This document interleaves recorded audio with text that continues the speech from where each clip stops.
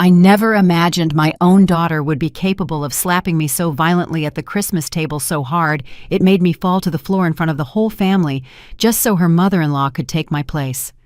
Something inside me broke forever. That night I made a decision that would change our lives forever. But before I continue, write in the comments, where are you watching this video from? We love to know how far our stories travel. Oh, and don't forget to check if you're already subscribed to the Elderly Stories channel. My name is Susan, and my entire life, I built a business empire from scratch. I lost my dear husband David 6 years ago, and since then, my daughter Alice became the center of my world. At least that's what I thought until the night of December 24th last year. That afternoon, I arrived at Alice's house with my heart overflowing with joy. I had bought special gifts for my grandchildren, Daniel and Sarah, and I was carrying a bottle of rare aged bourbon that I saved for special moments. The house was beautifully decorated. Golden lights, red poinsettia arrangements, the aroma of Christmas turkey, and savory stuffing filled the air. Everything seemed perfect for a family night. "Grandma Susan," my grandchildren shouted, running toward me. Daniel at 13 was already almost my height, and Sarah at 10 still loved to hang on my neck like she did when she was a baby. Their sincere hugs were the only moment of genuine happiness I would experience that night. Robert, my son-in-law, greeted me with a forced smile. There was always something in his eyes that bothered me, as if he were constantly calculating the worth of everyone in the room. "Hello, Mrs. Susan, so glad you're here." Alice appeared from the kitchen wearing an apron, but her greeting was distant, almost mechanical. "Hi, Mom. Can you leave the coats in the guest room?" I noticed something strange in the atmosphere, a tension I couldn't identify. The table was set for 8 people, but there were only 5 of us. "Are we expecting someone else?" I asked as I looked at the additional place settings. "Yes," Alice replied, without looking me in the eye. "Robert's parents are coming for dinner. It's the first time they're spending Christmas with us." Something in the way she said it left me uneasy. I've known my daughter for 42 years, and I knew when she was hiding something. When Victoria and Edward arrived, everything changed. Alice transformed completely, becoming attentive and subservient in a way she rarely showed with me. "Mrs. Victoria, what a pleasure to have you here. Please come in." Victoria, a woman of 70, with perfectly dyed hair and jewelry that was too expensive for a family dinner, entered as if she were doing everyone a favor with her presence. Edward, a burly man with an arrogant expression, barely greeted me with a nod. We sat at the table, and I took my usual spot where I have always sat at family celebrations, the head of the table next to Alice. I had occupied that seat for years, ever since David died, and the family dinners moved to my daughter's house. But when Victoria approached Alice, shot me a look I will never forget. Cold, calculating, cruel. "Mom, I need you to get up." "What?" I asked, confused. "That seat is for Mrs. Victoria. She is our guest of honor." I felt like I had been slapped. "Alice, honey, I have always sat here. This is my place in this family." The tension was palpable. Robert looked at the floor, uncomfortable. My grandchildren were frozen. Their forks stopped in midair. Victoria remained standing, observing the scene with a mixture of discomfort and satisfaction. "Mom, don't make this complicated. Move." "I don't understand, Alice. What is happening here?" That's when it happened. Alice came up to me, put her hands on my shoulders, and pushed me with so much force that I lost my balance. My 68-year-old body couldn't take it, and I fell heavily to the floor in front of the whole family. The silence that followed was deafening. My grandchildren screamed my name. Edward stood up, surprised. Victoria remained motionless, but in her eyes I saw something that chilled my blood. Satisfaction. From the floor, humiliated and in pain, I heard the words that would change everything forever. "This place belongs to my mother-in-law. Move." In that moment, as I lay on the cold floor, something inside me broke. Not just my dignity, but something much deeper. The image I had of my daughter, the unconditional love I felt for her, it all disintegrated like a sandcastle. Daniel and Sarah helped me up their faces, full of confusion and sadness. "Are you okay, Grandma?" whispered Sarah with tears in her eyes. "I'm fine, my sweet girl." I lied, brushing her hair. But inside, a storm had begun to form. Alice had already sat down at the table as if nothing had happened. Victoria occupied my chair without a word. Robert poured the bourbon with nervous movements, avoiding my gaze. I sat in a side chair like a second-class guest in what used to be my own family. Throughout the dinner, I watched how Alice spoke to Victoria with a respect she had never shown me. I watched how Robert hung on his father's every word, as if Edward were the source of all wisdom. I watched my grandchildren look at me with sadness, not understanding why their mom had humiliated their grandmother. And as I watched, I made a decision that would change our lives forever. The dinner continued in a tense atmosphere. Every bite tasted like betrayal. Every laugh between Alice and Victoria pierced my soul like sharp knives. My grandchildren tried to fill the silence with innocent comments about school, but even they realized that something fundamental had changed in our family dynamic. "Daniel got excellent grades this term," I commented, trying to regain some normalcy. "Oh, really?" Alice replied without even looking at me, focused on pouring more bourbon for Victoria. "Mrs. Victoria, would you like a little more turkey?" It was as if I had become invisible. For 42 years I had raised that woman. I had taught her values, principles. I had given her everything I had, and more, and now she was treating me like an uncomfortable stranger at her own table. When we finished dinner, I excused myself quietly. "I'm going to the bathroom for a moment." No one answered. They didn't even look up from their drinks. I walked to the bathroom with slow steps, but my mind was already racing. Once inside, I locked the door and looked at myself in the mirror. The woman staring back at me had red eyes, not from tears, but from a cold rage that was beginning to crystallize into pure determination. I took my phone out of my pocket and started dialing numbers I knew by heart. The first call was to Richard Vaughn, my personal lawyer for 30 years. His sleepy voice answered on the fourth ring. "Mrs. Susan, it's Christmas Eve. What's the emergency?" "Richard, I need you to prepare documents tomorrow morning to revoke all the powers Alice has in the company, all of them without exception." There was a long pause. Richard knew the structure of my business perfectly. "Mrs. Susan, are you sure that would mean—" "I know exactly what it means. I also want you to cancel all the guarantees I've signed in her name, the house, the car, the corporate credit cards, everything." "What happened?" "My daughter just showed me who she really is, and I am going to show her who I am." The second call was to Lisa Miller, my accountant and CFO.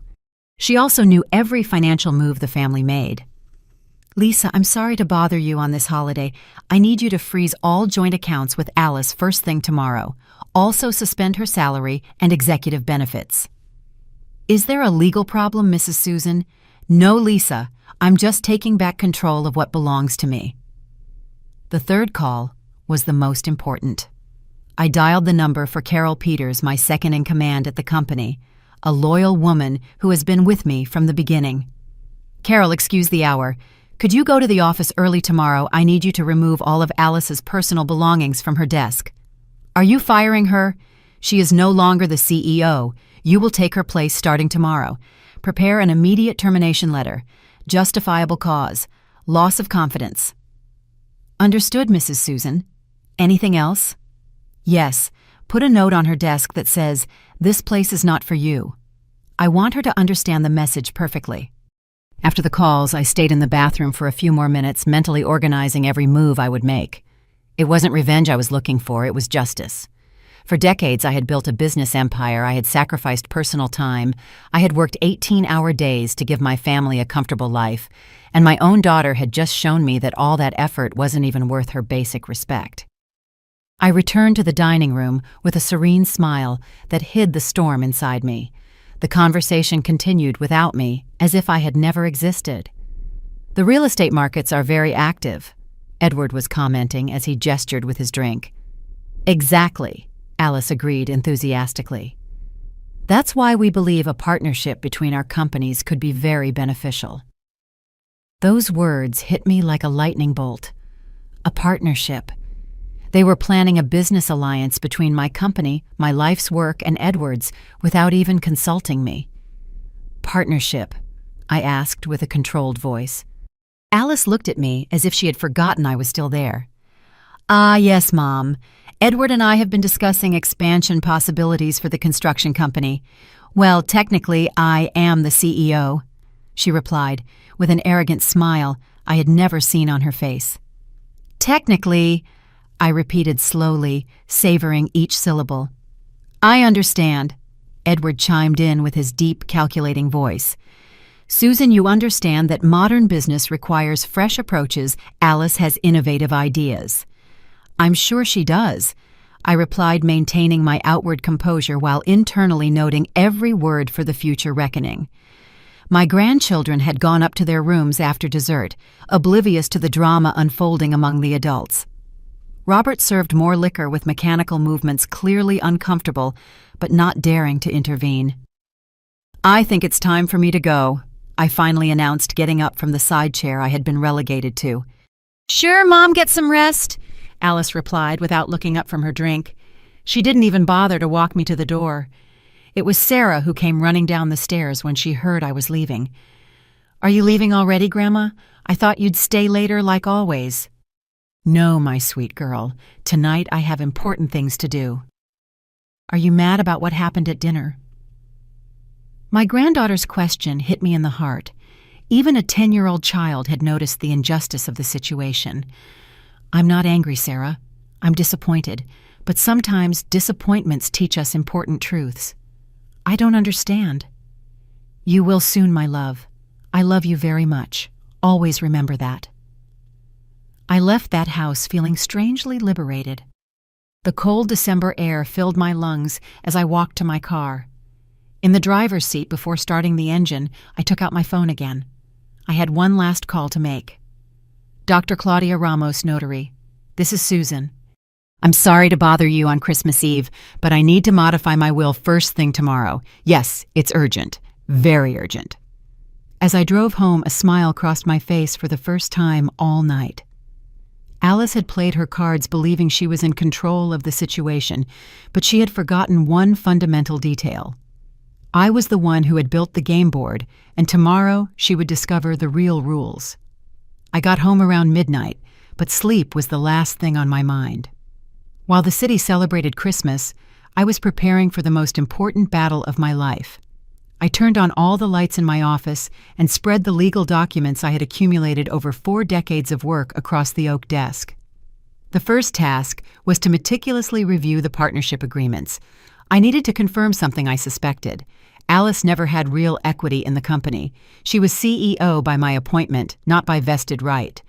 All her authority depended on my will, and that will had just radically changed. As I sifted through folders and files, my phone rang.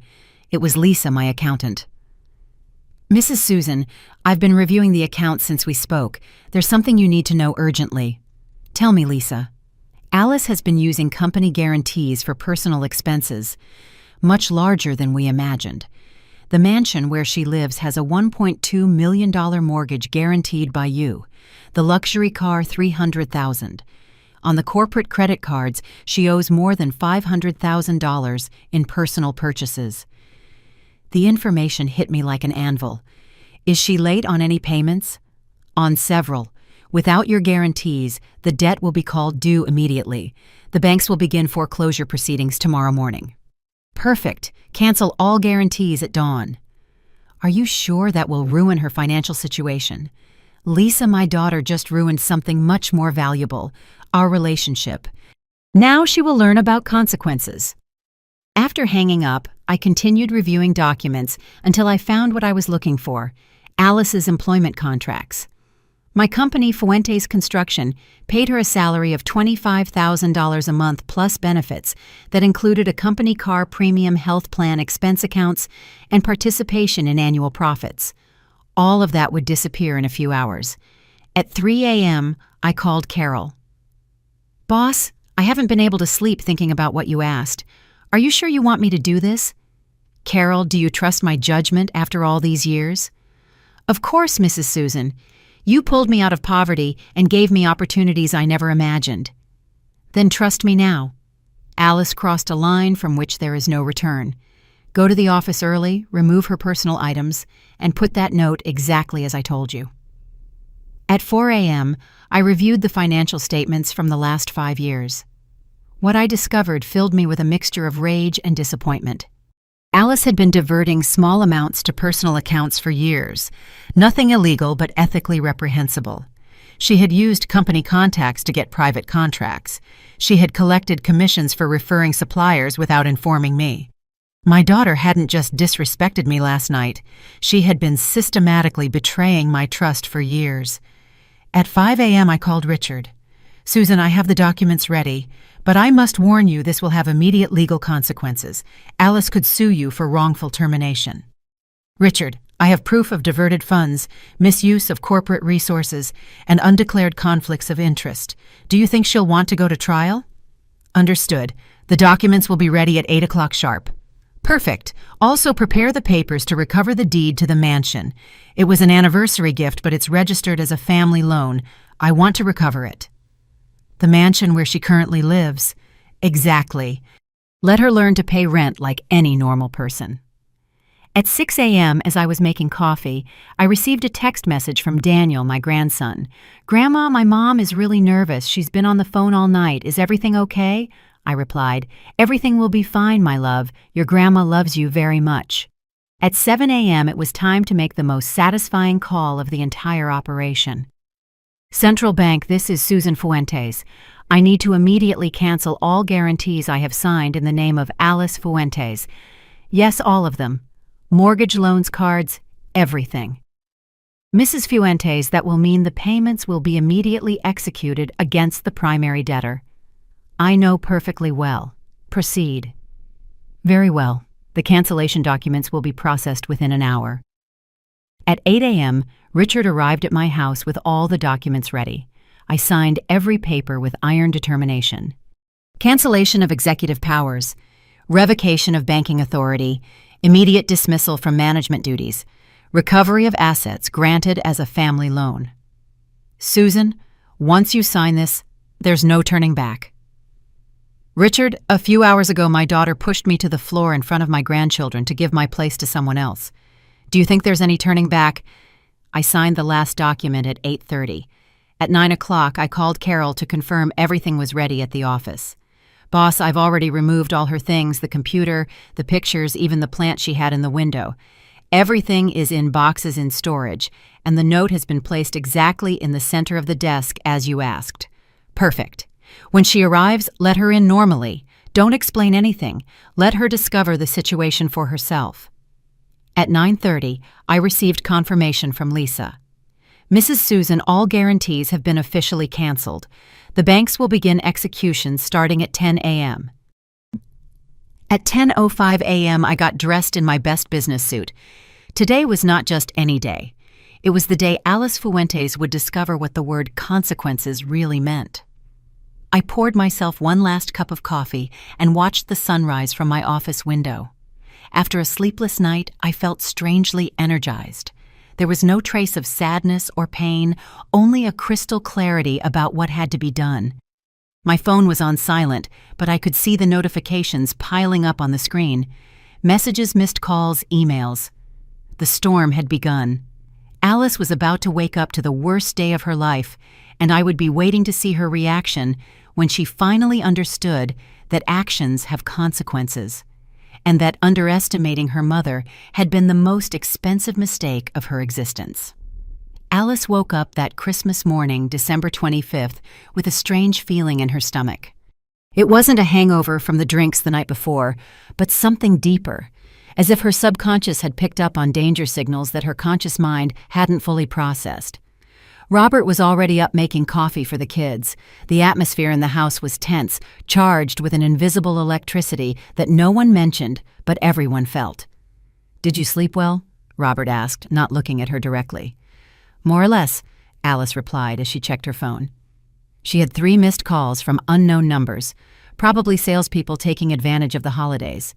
What she didn't know was that at that very moment, as she ate breakfast peacefully, several banks had already initiated guarantee execution protocols.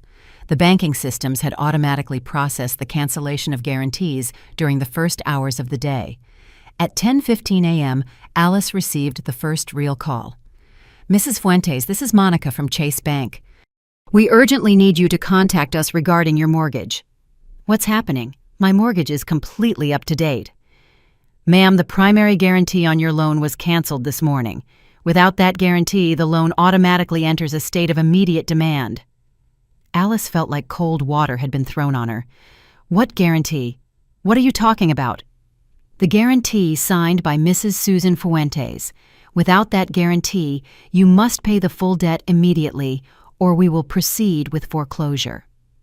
The call cut off, and Alice was left holding the phone trying to process the information. Before she could react, the device rang again. Mrs. Alice Fuentes, this is Bank of America Risk Department. Your corporate line of credit has been suspended due to cancellation of guarantees. You must report to our offices immediately. She hung up, and the phone rang again. Citibank, your business line of credit has been blocked. Another call. Wells Fargo. Preventive seizure proceedings on. And another one. Regional Trust Bank. Immediate execution of. In 15 minutes, Alice received exactly 40 calls from different banks, insurance companies, car agencies, and corporate suppliers. Her financial world was crumbling in real time while she stood in her kitchen still in her pajamas. Robert watched the scene with growing horror. What's happening, Alice? Why so many calls? I don't know, she muttered, but in the back of her mind, a terrible suspicion was beginning to form. Her mother's words from the night before echoed in her memory. Technically, I am the CEO. At 11 a.m., she decided to go to the company immediately. She needed to understand what was happening, and more importantly, she needed access to corporate resources to deal with the unexpected crisis. She drove her BMW X6 through the quiet Christmas morning streets, not knowing it would be one of the last times she would be behind the wheel of that vehicle. The dealership had already received repossession orders for non-payment of the lease. She arrived at the Fuentes construction building at 11:30. The security guard greeted her normally, showing no sign that anything had changed. Alice went up in the elevator to the 10th floor, where her CEO office was located. As she stepped out of the elevator, she noticed something strange. Carol was in her office, sitting behind her desk, reviewing documents that clearly belonged to the executive files. Carol, what are you doing in my office? Carol looked up with an expression that was uncomfortable but firm. Good morning, Alice. Well, this isn't your office anymore. What do you mean it's not my office? What are you talking about? Read the note that's on the desk. Alice approached and saw placed exactly in the center of the wooden surface a handwritten note in her mother's unmistakable script. This place is not for you. The words hit her like fists. It was the same phrase she had used the night before, but now directed at her. She felt her knees go weak. Carol, this has to be a joke. It's not a joke, Alice. Mrs. Susan named me CEO this morning. You have 5 minutes to collect your personal items from storage and leave the building. This is impossible. I am the CEO. I spent years building this company with my mother. Not anymore, Alice. The termination papers are officially filed. Justifiable cause loss of confidence and conflict of interest. Alice felt the world spinning around her. She pulled out her phone to call her mother, but before she could dial, Carol handed her a sealed envelope. Mrs. Susan asked me to give you this. With trembling hands, Alice opened the envelope. Inside, there was a typewritten letter on company letterhead. Alice, the consequences of our actions sometimes arrive when we least expect them. Last night, you showed me that my place at your table no longer exists. Today, I am showing you that your place in my company no longer exists either. You have until noon to vacate any property that is in my name. The mansion, the car, everything. You will learn to live on your own resources as you should have years ago. Do not look for me. Do not call me. Do not try to use intermediaries. This decision is final and irrevocable. Your mother, who no longer recognizes you, Susan Fuentes. Alice read the letter 3 times before the words fully penetrated her understanding. It wasn't just the job. It was everything. Her house, her car, her lifestyle, her financial security. Everything had disappeared in a single morning. Carol, you have to help me. You've known my mother for years. This is just temporary insanity. Alice, I saw what you did to her last night. My own son was indignant when I told him. Mrs. Susan is the fairest woman I know, but also the most determined. When she makes a decision, there is no turning back. But I'm her daughter, her only daughter. You were her daughter. Last night you decided to be something else. Alice left the building like a sleepwalker. In the parking lot, she found a tow truck hooking up her BMW. The driver showed her a court order for repossession due to non-payment. Wait, there must be a mistake. No mistake, ma'am. The lease is expired and has no guarantee. The vehicle is being repossessed immediately. Alice had to call a taxi, something she hadn't done in years. During the ride back home, her phone didn't stop ringing. Banks, creditors, suppliers, all demanding immediate payment. When she finally arrived at the mansion, she found Robert crying on the sofa with a legal notice in his hands. Alice, we have 24 hours to get out of the house. They're foreclosing on the mortgage. So what, your mom canceled all the guarantees? We owe $1.2 million that we don't have. Alice collapsed into a chair, completely defeated. In less than 12 hours, she had lost her job, her car, her house, and her financial stability. And worst of all, she had lost her mother. The words she had spoken the night before now echoed like a curse. This place belongs to my mother-in-law. Move. Now she was the one who was out of everything. Alice spent the next 2 hours trying to process the magnitude of the disaster that had been unleashed on her life. Robert alternated between crying fits and bitter accusations as he desperately packed the most valuable things they could take before the eviction. "This is your fault," he yelled, putting jewelry into a suitcase. "How could you be so stupid pushing your own mother in front of the children?" "Robert, calm down. This can be fixed. I just need to talk to her. Talk Alice. They took everything from us. The house, the car, your job. What are we going to tell my parents?" That question hit Alice like a slap. Victoria and Edward, her in-laws, had witnessed the humiliation she had inflicted on Susan. If there was one thing Victoria valued above all else, it was family respect and dignity. Alice picked up her phone with trembling hands and dialed her mother-in-law's number. She needed support. She needed an ally. She needed someone to intercede for her. "Victoria, it's Alice. I need to talk to you urgently." The voice that answered was as cold as winter ice. "Alice, I was expecting your call." "Victoria, something terrible happened. My mom lost her mind. She took everything from me over a meaningless family argument. I need your help." There was a long silence that chilled her blood. A meaningless argument. "Alice, did you hear what you just said?" "Well, It was just a misunderstanding. You know how these things are between mothers and daughters." "No, Alice, I don't know. Because I would never have disrespected my mother the way you did last night." Alice felt panic begin to take hold. "Victoria, please, Robert. And the children need stability. I know you can understand." "What I understand perfectly is that I witnessed a 42-year-old woman publicly humiliate the mother who gave her everything. I saw how you pushed Susan to the floor to give me a seat that I never asked for nor wanted. You thought I would like the gesture of respect. Respect Alice. Respect isn't built by disrespecting others, especially your own mother." Alice could hear the growing contempt in Victoria's voice. Her last resort was disappearing before her eyes. "Victoria, we are family. Robert is your son. The children are your grandchildren." "Exactly. And that's precisely why I cannot allow my grandchildren to grow up thinking that behavior is acceptable. Robert and the children will always have my support. But you, Alice, have shown yourself to be someone who cannot be trusted." "What do you mean?" "I mean that anyone capable of treating their own mother that way is capable of betraying anyone. There will be no financial support from me. There will be no job in our companies. There will be no refuge in my house." Alice felt her legs go weak. "You can't be serious." "I have never been more serious in my life. Furthermore, I have decided to contact Susan to offer her a personal apology for having been an unwilling witness to your deplorable behavior." "You're going to apologize to her?" "Of course. A woman of her stature did not deserve that humiliation, especially in front of her family. And I am also going to offer her a business partnership proposal." Victoria's words hit Alice like hammers.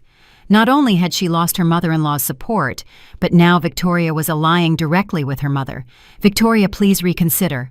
"I have already reconsidered, Alice, and my conclusion is clear. Susan Fuentes is the kind of person I want to do business with. You are not." The line went dead, leaving Alice with the silent phone in her hand. Robert had heard the whole conversation from the doorway. His face had lost all color. "My mom isn't going to help us," he whispered.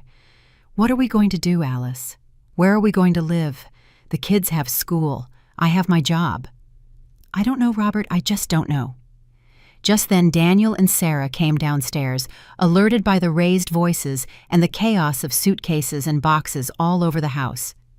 "What's happening?" asked Daniel with the concern of a teenager who senses his world is changing. "Why is Dad crying?" Alice looked at her children and felt a pang of shame deeper than anything she had experienced up to that point. How was she going to explain to them that because of her pride and stupidity, their entire family stability had disappeared? "Kids, we need to talk." Robert began, his voice thick with emotion. "Is this about what happened last night with Grandma?"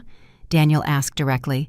The question proved that even a 13-year-old had understood the severity of what happened better than Alice herself. "Yes, son, it is." "Mom, why did you push Grandma?" asked Sarah with tears in her eyes. "She looked so sad." Alice couldn't answer. The words got stuck in her throat. "Grandma loves us so much," Sarah continued. "She always brings us presents and tells us stories. Why were you mean to her?" I thought—" "You thought what, Mom?" Daniel insisted. "Because it looked like you hated her." "I don't hate your grandmother." "But you treated her like you did," Daniel replied with a maturity that broke her heart.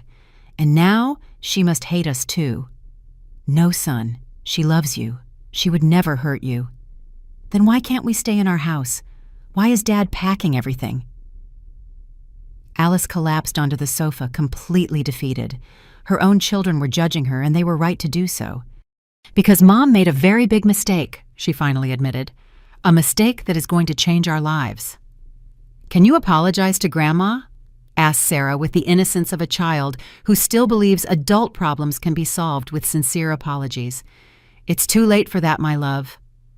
Robert came over and sat next to her for the first time all day. His voice held no reproach, only a deep sadness. "Alice, I need you to understand something. The kids and I are moving to my parents' house." "What?" "I can't stay with you after this. I can't be with someone who is capable of humiliating their own mother that way." "Robert, we're a family." "No, Alice. A family is built on respect and values. You proved last night that you have neither." Alice looked at her husband, her children, the suitcases, the eviction notices on the table. In 24 hours, she had destroyed her entire life for a moment of stupid arrogance, and the worst part was, her mother was right. She had brought this on herself. The consequences had arrived, and they were far more devastating than she ever could have imagined. The afternoon of December 25th became the longest and most painful of Alice's life. While Robert meticulously packed the children's things, she desperately tried to find a solution to her catastrophic financial situation. Her bank accounts had been preventively frozen due to the outstanding debts. Her primary credit cards had been blocked. The ATM denied her even the $500 she tried to withdraw from her personal account. In her wallet, she only had one $200 in cash, all that was left of her previous financial life. "Where are you going to sleep tonight?"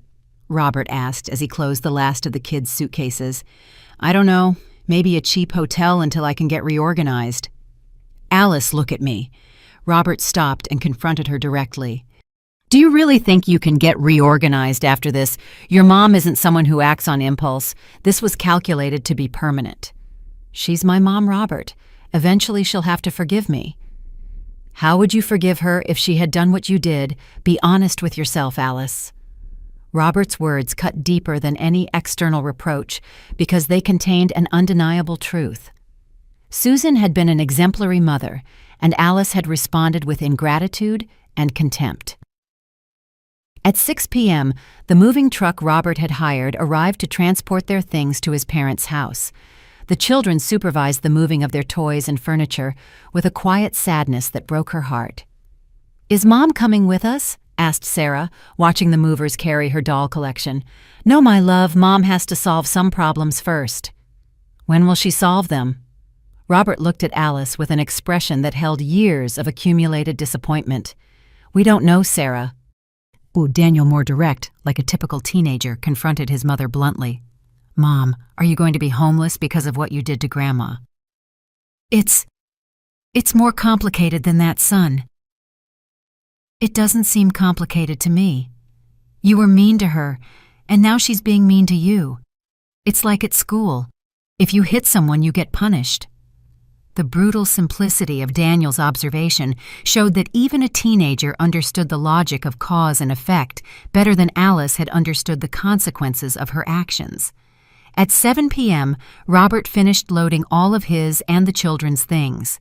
The mansion, which hours before had been their family home, now looked like an empty shell with only the basic furniture that belonged to the property remaining. "Alice, I need you to sign these papers." Robert handed her a folder with legal documents he had prepared while she was out looking for impossible financial solutions. "What are they?" "Legal separation and temporary custody of the children. My lawyer prepared them this afternoon." Alice felt a knife twist in her stomach. "You already went to a lawyer?" "Of course.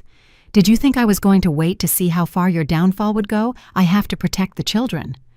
"Robert, this is extreme. I just need time to—" "Time for what? Alice, to find another rich mother you can betray, to find another mother-in-law whose favor you can win by humiliating your family. This isn't fair. You know what's not fair, that my children had to watch their mother behave like a savage with their grandmother. You know what's not fair, that after 15 years of marriage I find out my wife is capable of such cruelty."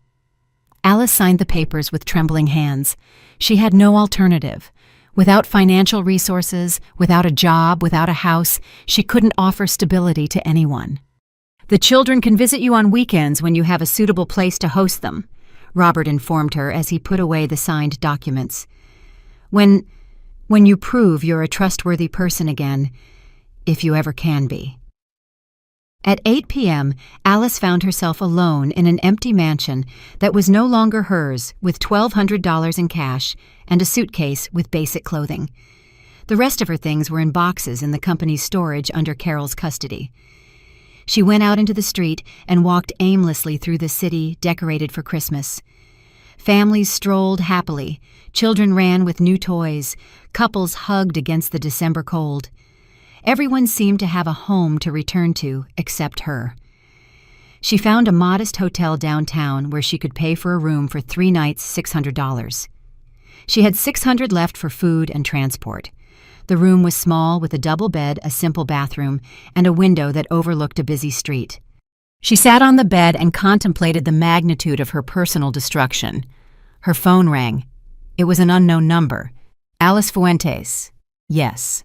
"This is Dr. Peter Vargas from the Vargas & Associates law firm. Your mother has hired me to officially notify you that any attempt at direct or indirect contact with her will be considered harassment." "What?" Mrs. Susan was very clear. "She does not wish to receive calls, messages, visits, or intermediaries from you. Any violation of this instruction will result in a judicial restraining order." "But she's my mom." "Mrs. Fuentes, legally, Mrs. Susan has the right to decide who she maintains a relationship with. Her decision is final." The call ended, leaving Alice with the final understanding that her mother had not only punished her financially, but had completely cut off any possibility of reconciliation. She looked at herself in the hotel bathroom mirror. The woman looking back seemed to have aged 10 years in one day. Deep dark circles, disheveled hair, wrinkled clothes. She looked exactly like what she was, someone who had lost everything due to her own stupidity. That night, as she tried to sleep in a strange bed, Alice reflected on the 24 hours that had completely changed her existence. Just 2 days ago, she was the CEO of a thriving company. She lived in a mansion, drove a luxury car, had a stable family and the respect of her community. Now she was a woman with no home, no job, no family, no resources, and no foreseeable future. and all for a moment of arrogance that lasted less than 30 seconds. The words she had spoken echoed in her mind like a curse. "This place belongs to my mother-in-law. Move." Now she was the one who was out of everything. 3 months passed since the Christmas disaster. Alice's life had transformed into something she never would have imagined possible. After the money ran out, she had to face the reality of having no more resources. With her name tarnished in the market, no construction company would hire her. Her only option was to accept a job as a receptionist at a small medical clinic earning minimum wage. She rented a room in a boarding house in the suburbs where she shared a bathroom and kitchen with 3 other women. The space was so small, her single bed and a wardrobe barely fit. The designer clothes and jewelry she managed to save were sold to pay the first few months' rent. Now she wore simple clothes bought from discount stores.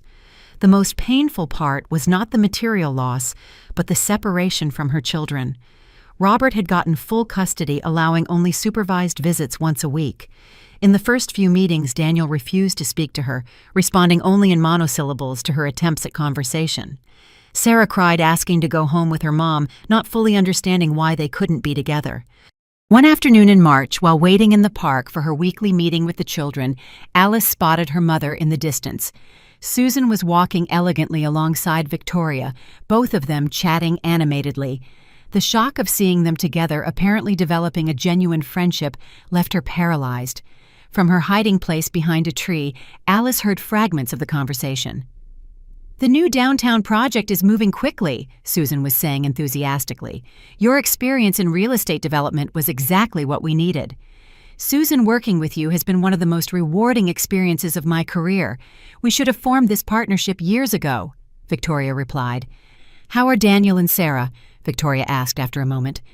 "They are extraordinary children," Susan replied, her voice full of affection. "Resilient, intelligent. I'm trying to spend more time with them now, make up for lost time." "And Alice?" Victoria's question made Alice hold her breath. Susan was silent for a few moments. "I haven't had any direct news. Robert tells me she's working, has a place to live. I hope she's learning what she needs to learn." "Did you ever think about forgiving her?" "Victoria, it's not about forgiveness, it's about consequences. Forgiving is easy, but if I rescued her from this situation, what lesson would she learn? That she can treat people like disposable objects and then come back as if nothing happened. What kind of example would that be for Daniel and Sarah?"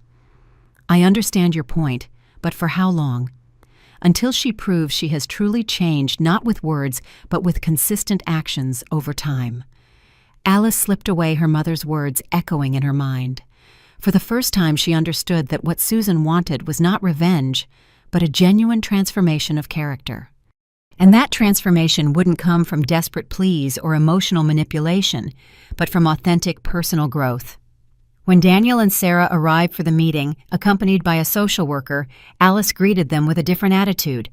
Instead of trying to explain or justify what had happened, she simply asked about their lives, their schools, their interests.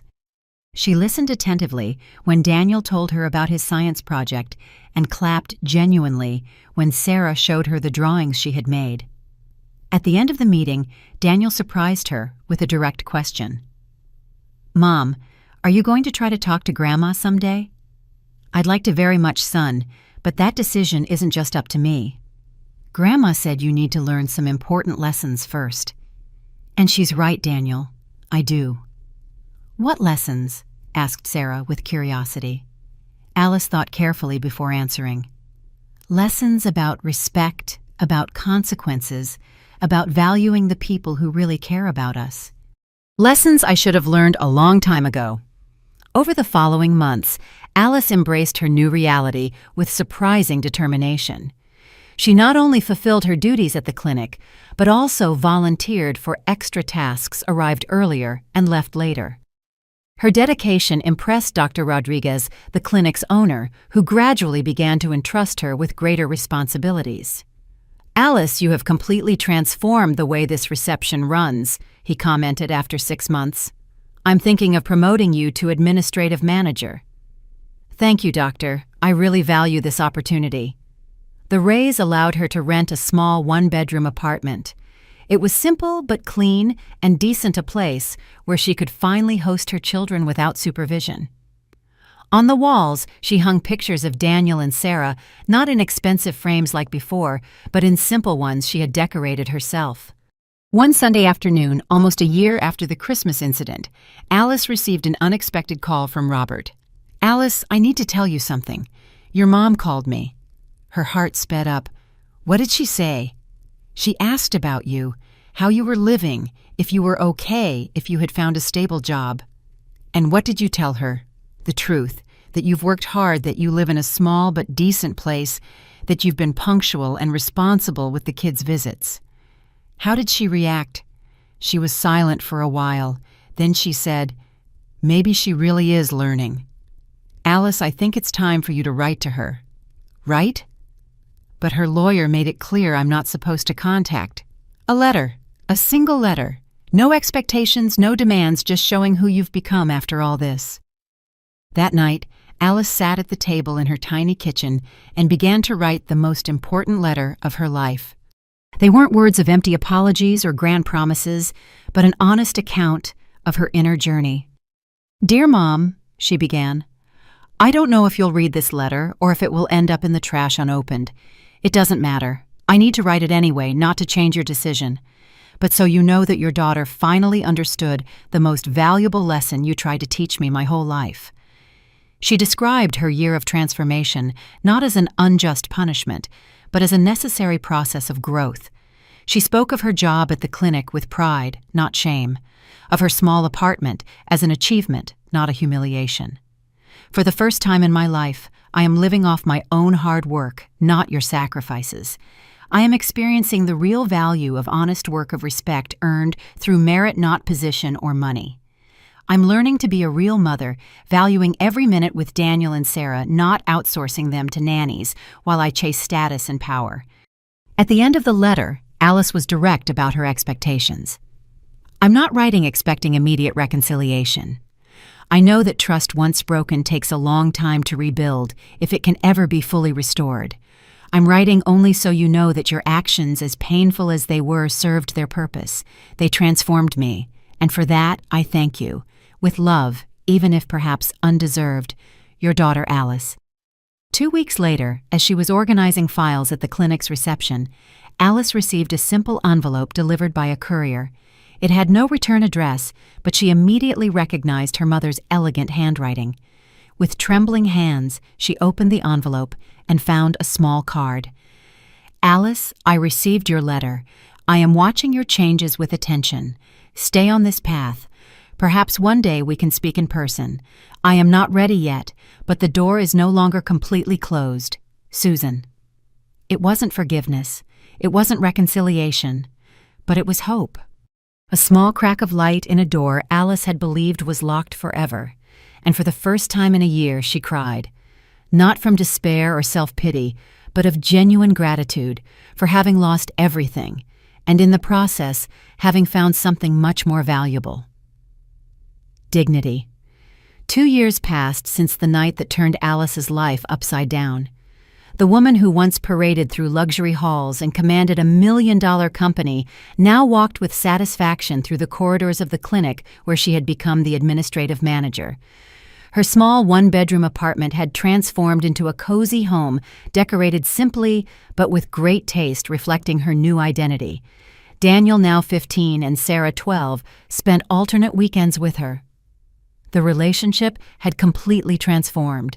Instead of trying to impress them with expensive gifts or extravagant outings, Alice now cooked with them, played board games, helped with homework, and above all, she listened. Really listened to what they had to say. "You know, Mom," Daniel commented during a simple dinner they had prepared together, "you're different." "Different how?" Alice asked, genuinely curious. "More present. Before you were always on the phone, always talking about meetings, always in a hurry. Now you really seem happy." The observation took her by surprise. Happy was it possible she who had lost everything she once considered important was now experiencing a happiness more authentic than any she had ever known in her previous life? "I think so, son. happy in a different, truer way.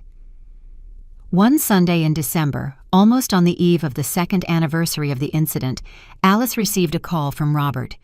"Alice, your mom contacted me. She wants to see you." Her heart almost stopped. "When?"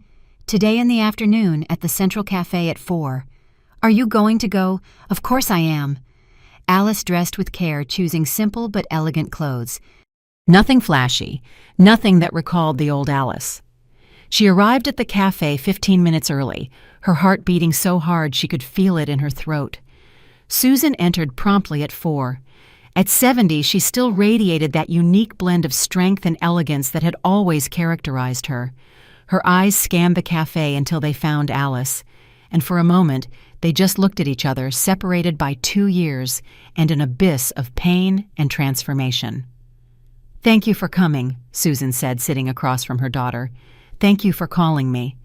An uncomfortable silence settled between them. So many things to say. Where to begin? "How is work at the clinic?" Susan finally asked. "It's good. I was promoted to administrative manager 6 months ago. It's a job that gives me purpose, helping people when they're vulnerable, making sure they are treated with dignity." Susan nodded, studying her daughter's face attentively. "And the apartment? Small but enough. I decorated the extra room for Daniel and Sarah for the weekends. They picked the colors, helped assemble the shelves. It was fun." Another silence, less tense this time. "Why did you call me Mom?" Susan took a sip of her coffee before answering. "I have been watching you, Alice. Not directly, of course, but through Robert, the children people we know in common. For the last 2 years, I've been waiting for a sign that that night truly changed something in you. Not just your external situation, but something deeper. And what did you conclude? That maybe, just maybe, my daughter has truly learned something valuable from that terrible experience." Susan paused, choosing her next words carefully. "I didn't call you here to offer you your old job back or to restore your access to the family's resources." "I wasn't expecting it," Alice replied honestly. "In fact, I don't even know if I would accept it." Susan raised an eyebrow, surprised. "You wouldn't accept it?" "I don't know if I'm the same person who could deal with that world again. I've learned to value different things now." A small smile appeared at the corner of Susan's lips. "That was exactly what I came to verify in person. If the change was genuine or just a facade until things went back to normal." Normal. Alice laughed softly. "What is normal now, right? My life has changed so much that sometimes I barely recognize the person I was before. For the better, I hope. Without a doubt. Painful. Yes, extremely. Necessary. Absolutely." Susan extended her hand over the table, not to touch Alice, but as a gesture of openness. "I'm thinking of starting a new project, a foundation to support women in vulnerable situations. Women who need to rebuild their lives from scratch, just like you needed to." "That would be wonderful," Alice replied, genuinely impressed. "Maybe you could help," Susan suggested, carefully watching her daughter's reaction. "Not as an executive or director, but as someone who lived the experience and can guide other women." Alice's eyes filled with tears. It wasn't an offer to return to her previous status. It was something much more valuable. The opportunity to transform her own pain into purpose. "I would love to," she replied, her voice thick with emotion. "More than any position or salary that would be a genuine honor." Susan nodded, satisfied. "It won't be paid, at least at first. It would be volunteer a few hours a week." "Perfect. I don't want it to seem like I'm trying to use this as a gateway to get back into the company." Exactly what I needed to hear. They talked for another hour, not about the painful past, but about the possible future. When they said goodbye, there were no hugs or emotional declarations of love. Just a respectful handshake and the promise of a future meeting to discuss the foundation's details. Walking back to her small apartment, Alice felt a serenity she had never experienced. The reunion with her mother hadn't been a magical return to the past or an instant resolution of all the wounds. It had been the first step on a new journey, one based on mutual respect and shared values, not on financial dependence or family obligations. In the months that followed, Alice continued her work at the clinic during the day and dedicated 2 nights a week to the foundation project. Susan and she developed a different relationship, more like a respectful partnership than the old mother-daughter pattern. It wasn't what Alice would have imagined 2 years earlier, but somehow it was more authentic and healthier.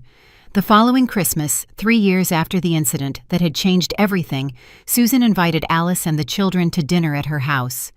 When Alice arrived, she noticed the table was set for 7 people. "Who else is coming?" she asked, feeling a slight knot in her stomach as she remembered the past. "Victoria and Edward accepted my invitation," Susan replied naturally. "And Robert is coming too." Alice felt a wave of anxiety. "Are you sure that's a good idea?" "After all, that's exactly why it's important," Susan replied firmly. "We need to show the children that adults can overcome differences, they can learn from mistakes, they can rebuild broken relationships with respect and dignity." When Victoria arrived, accompanied by Edward, there was a moment of palpable tension. But the woman who had once witnessed Susan's humiliation approached Alice with a direct, sincere gaze. "Welcome, Alice. Your mother told us about your work at the foundation. It's impressive." "Thank you, Victoria. We're still in the beginning, but we've already managed to help a few women start over." "Just as you started over," Victoria observed. It wasn't a question, but a respectful acknowledgement. The dinner proceeded without the glamour or ostentation of past times, but with an authenticity that had never existed before. When it was time to sit at the table, Susan looked at Alice with a neutral expression. "Alice, where would you like to sit?" The question hung in the air, loaded with meaning. Everyone present knew the story. Everyone understood the weight of that moment. Alice looked at the available seats and smiled softly. "Any seat is fine with me, Mom. The important thing isn't where we sit, but that we're together, don't you think?" Susan nodded, an expression of approval crossing her face. "Well said, very well said." That night, there were no discussions about business mergers or corporate partnerships. There were conversations about the foundation's work, about Daniel and Sarah's school projects, about books and movies. A normal family conversation, something that, ironically, they had never truly had. Later, when everyone else had left and Alice was helping Susan clean up the kitchen, her mother asked her the question that had been implicit all night. "Are you happy, Alice, with your life as it is now?" Alice stopped drying a plate and reflected honestly. "I'm at peace, Mom, more than ever. I have less, but more purpose, less status, but more self-respect, less power, but more meaning." Susan smiled, a genuine smile that reached her eyes. "Then you truly learned the lesson I was hoping you would learn." "Which one?" "That life isn't about having the most important seat at the table. It's about deserving the place you occupy, whatever it may be." Alice hugged her mother for the first time in 3 years, a cautious, respectful, but sincere hug. "Thank you," she whispered. "Not for what you took from me, but for what you allowed me to find." When Alice returned to her small apartment that night, she sat on the modest sofa and looked around. The walls with pictures of her children, the books on the simple shelves, the few decorative objects chosen with care, not with flash. This was her world now. Smaller, simpler, but infinitely more significant. She had lost a company, a mansion, a luxury car, and social status, but she had found something much rarer and more valuable: authentic dignity, genuine purpose, and the ability to love without expectations or conditions. The slap at the Christmas table had turned her world upside down, but in the process, it had put everything exactly where it was supposed to be. If you liked this story, don't forget to leave your comment about what you would do in Susan's place. Would you have acted the same way, or would you have chosen another path? And if you were in Alice's place, would you have managed to accept the consequences and transform them into personal growth? Subscribe to the channel for more stories of overcoming and learning like this one. Your opinion is very important to us.